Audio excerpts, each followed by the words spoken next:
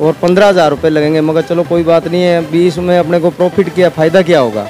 तो वो कहने लगे अभी तमाम चौकियों से अपने को ना 2 रुपया भी आएगा और कमाई अच्छी ढंग से हो जाएगी अपनी, और अपने को कल को जब कमाई होने लगी तो प्रशासन जानने लग जाएगा, फिर अपने को सरकारी नौकरी भी मिल जाएगी। पैसे लिए हैं जी, उसको भी रिपोर्टर बनाया था, उसको भी रिपोर्टर बनाया। अच्छा, उससे कितने पैसे दिए? अब देखो वो तो कितने पैसे, नॉर्मल एंट्री 11,000 तो इसकी नॉर्मल एंट्री है ही है जी, मैं आपको बताऊं बात है। बाकी वो घबरा रहा है इस बात से, वो कह रहा है यार भाई साहब है, इसका कोई भरोसा नहीं है, ये कुछ ले आके पुलिस वालों को मेरी दुकान में रख देगा, मेरी दुकानदारी बंद हो जाएगी, मेरे छोटे छोटे बच्चे हैं। यानी कि आमजन इससे ऐसे डरे हैं क्योंकि जी ये 24 घंटा पुलिस वालों के साथ रहता है, हर आदमी इससे डरता है। नशा मुक्ति के खिलाफ अभियान चला रहे हैं एसपी साहब हमारे बड़े आदरणीय जैन साहब, इन्होंने भी घोषणा की हुई है। लेकिन रेड होती है यहाँ से नहीं, सिरसा में नहीं बल्कि करनाल में, उसकी सूचना पहले इनके पास है। जबकि प्रशासन कोई भी खुफिया कार्रवाई करता है, कहीं भी रेड करता है, इसकी जानकारी ओनली ऑन जो अधिकारी जा रहे हैं उन्हीं को जानकारी होती है, और उस इलाके के अधिकारी को भी जानकारी नहीं होती।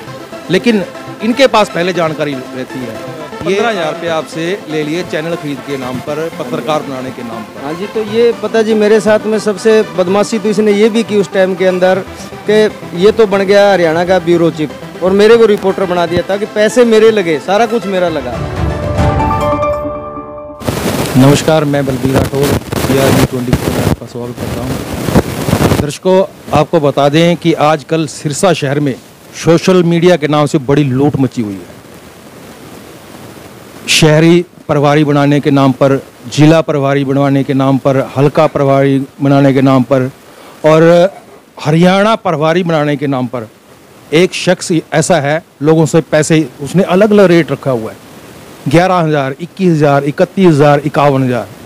सूत्रों से मिली जानकारी के अनुसार काफ़ी लोगों से ठगी की है। और सबसे बड़ी बात यह है कि प्रशासन की नाक के नीचे कुछ दिन पहले उस शख्स का बर्थडे था, एसपी साहब ने केक कटवाया था और एक गाड़ी थी जिसको हरी झंडी दिखाई एसपी साहब ने स्वयं, और इतनी ठगी कर रहा है, प्रशासन को इसकी खबर ही नहीं है।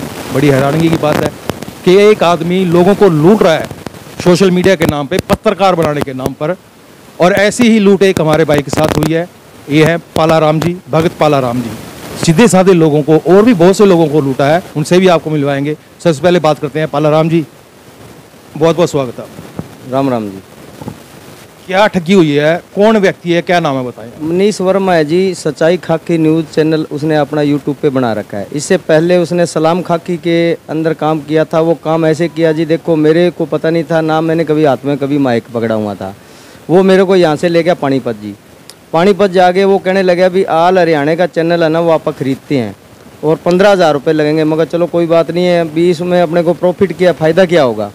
तो वो कहने लगे अभी तमाम चौकियों से अपने को ना 2 रुपया भी आएगा और कमाई अच्छी ढंग से हो जाएगी अपनी, और अपने को कल को जब कमाई होने लगी तो प्रशासन जानने लग जाएगा, फिर अपने को सरकारी नौकरी भी मिल जाएगी, फिर अपने को सरकारी नौकरी भी मिल जाएगी, फिर अपने को सरकारी नौकरी भी मिल जाएगी। सबसे बड़ी बात ये देखिए, इनका कहना है झांसा दिया सरकारी नौकरी का, और वैसे भी वो व्यक्ति आजकल क्या कहता है, मैं सरकारी, हाँ जी, वो कह रहे हैं मैं 17,000 रुपये ले रहा हूँ मौके का, और मैं तो पुलिस प्रशासन के साथ ही रहता हूँ। और बिल्कुल वो पुलिस प्रशासन के साथ ही रहता है जी, ये भी मैं वादा करता हूँ।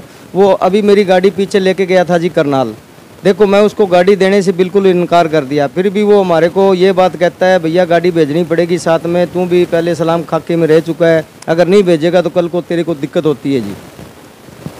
गाड़ी भी ब्लैकमेलिंग, मतलब धमकी देकर आपसे गाड़ी मांगा। हाँ जी, तो वो करनाल मेरी गाड़ी पिछले दिन करनाल के अंदर कोई पुलिस प्रशासन की तरफ से नशा मुक्ति में कोई रेड लगाई होगी इन्होंने जी, तो उसके साथ में एक कोई 50 साल की लेडीज़ भी है साथ में, वो और ये वो मनीष वर्मा, वो दोनों मेरी गाड़ी लेके मेरा लड़के को साथ लेके जी गए हैं।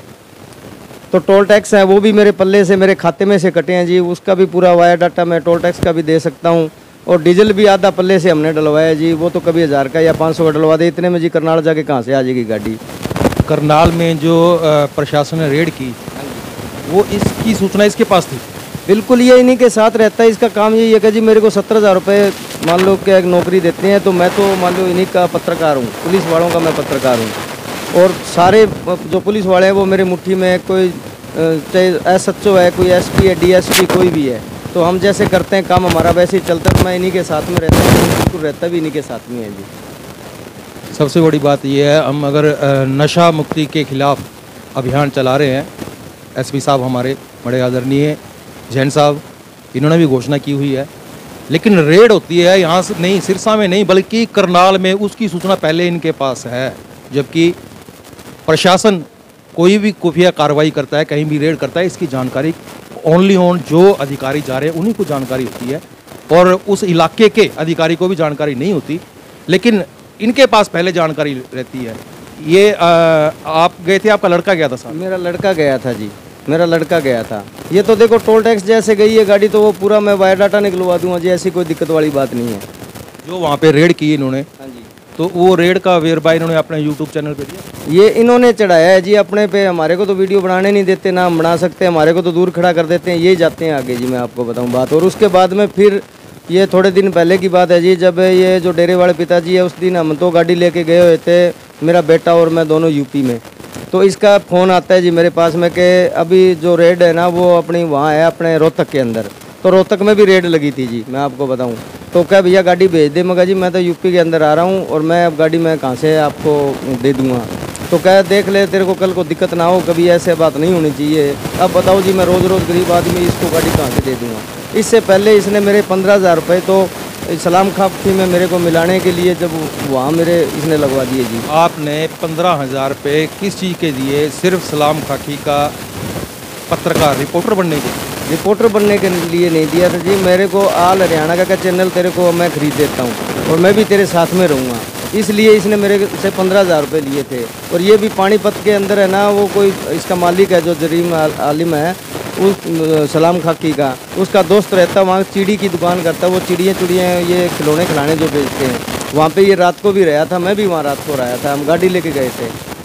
तो सबसे बड़ी ठगी तो ये देखिए कि एक चैनल खरीद कर दे रहे हैं तो वो सलाम खाकी, और वो भी 15,000 रुपये में। क्या आप इतने भोले हो, आपको पता ही नहीं है कि आपके साथ ठगी हो रही है? मैंने कभी ना ये चैनल वाला काम ही नहीं किया। मेरे को तो झांसे में दे दिया जी, मैं आपको बताऊं, मेरे को झांसे में दे दिया। अभी अपने को कमाई होगी, जगह जगह अपने को कमाई होगी, ये बात है, और फिर अपने को सरकारी नौकरी मिल जाएगी। मैं पता नहीं इसने क्या क्या कहा था। उसके बाद में मेरे को कहने लगे अभी माइक तेरे को अपना लेना पड़ेगा, उसके कम से कम 5-6 हज़ार रुपये लगेंगे। मगर यार मैं अब कल परसों तो 15,000 रुपये दिए हैं, मेरे को अभी तक बोलना भी नहीं आता है। ये मेरे को साथ भी रखता था, बस मोबाइल में वीडियो बना ली, इतना ही काम था। जब पुलिस प्रशासन से बात करता था तो अंदर जाके खुद ये बात करता था जी, मेरे को अंदर लेके भी नहीं जाता था, मैं आपको बता। चलो वो बात एक अलग है, वो तो बात करता था, लेकिन 15,000 रुपये आपके सिर्फ रिपोर्टर बनाने के नाम पर और चैनल खरीदने के नाम पर। दर्शकों, हम आपको दिखाते हैं, जब रोहतक में रेड हुई तो वो नशे के खिलाफ वहाँ कुछ नशा कुछ खेप पकड़ी गई थी।